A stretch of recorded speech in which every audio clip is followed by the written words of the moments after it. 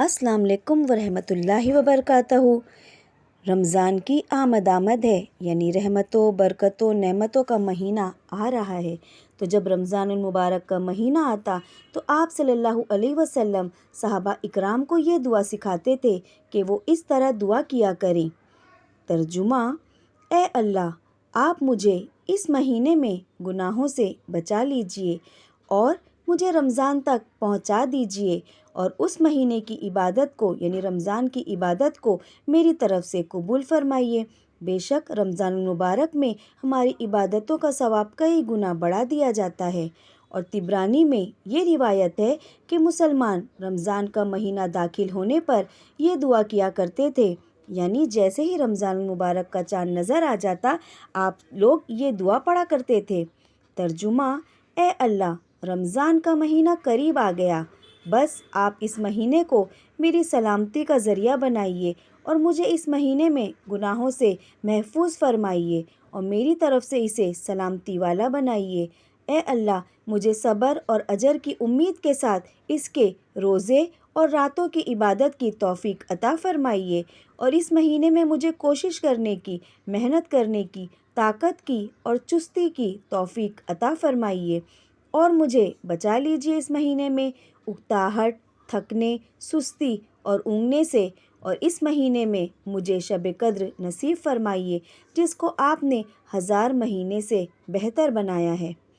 نیز ایک اور روایت میں ہے کہ حضرت عائشہ رضی اللہ تعالیٰ عنہ فرماتی ہیں کہ جب رمضان کا مہینہ آیا تو میں نے آپ صلی اللہ علیہ وسلم سے سوال کیا، اے اللہ کے رسول، رمضان کا مہینہ آ گیا، میں اس میں کیا دعا کروں؟ تو آپ نے فرمایا، یہ دعا کیجئے، اللہم انکا عفو تحب العفو فاعف عنی، یعنی ترجمہ: اے اللہ، تو معاف کرنے والا ہے، معافی کو پسند کرتا ہے، بس مجھے معاف کر دے۔ ایک اور حدیث میں ہے کہ حضرت عائشہ نے پوچھا کہ اگر مجھے لیلۃ القدر کا علم ہو جائے کہ فلاں رات ہے تو میں اس میں کیا دعا کروں؟ تب بھی آپ صلی اللہ علیہ وسلم نے یہی دعا کہی کہ اللہم انکا عفو تحب العفو فاعف عنی یا کریم۔ حدیث کے مطابق پہلا عشرہ رحمت کا نزول، دوسرا مغفرت کا اور تیسرا آگ سے خلاصی کا ہوتا ہے۔ اس مناسبت سے بعض بزرگوں نے عوام الناس کی سہولت کے لیے تینوں عشروں کی مناسبت سے مختلف دعائیں الفاظ بیان کیے ہیں۔ پہلے عشرے میں یا حیو یا قیوم برحمتک استغیث، یا رب اغفر وارحم وانت خیر الراحمین، دوسرے میں استغفر اللہ ربی من کل ذنب واتوب الیہ اور تمام طریقے کے استغفار، اور تیسرے عشرے میں اللہم انکا عفو تحب العفو فاعف عنی یا کریم۔ بس ذکر کرتے رہیں، اللہ کو راضی کرتے رہیں۔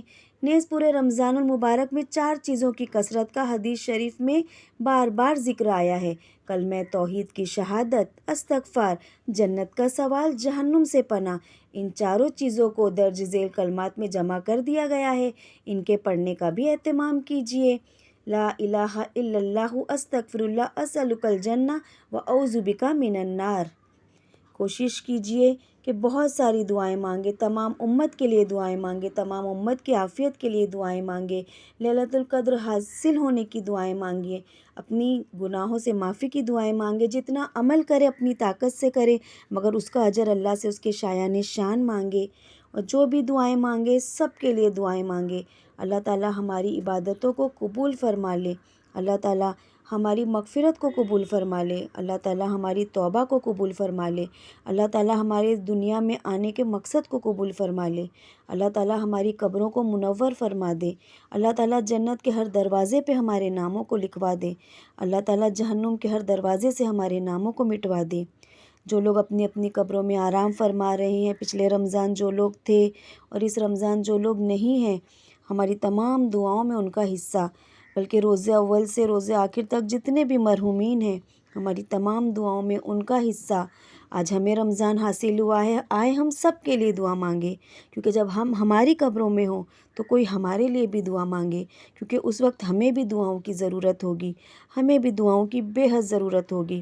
اللہ تعالی ہم سب کی دنیا اور آخرت سنوار دے، ہم سب کو زیادہ سے زیادہ عبادت کرنے والا بنائے، ہم سب کو ایک دوسرے کو معاف کرنے والا بنائے، اور اللہ ہم سب کو معاف فرما دے۔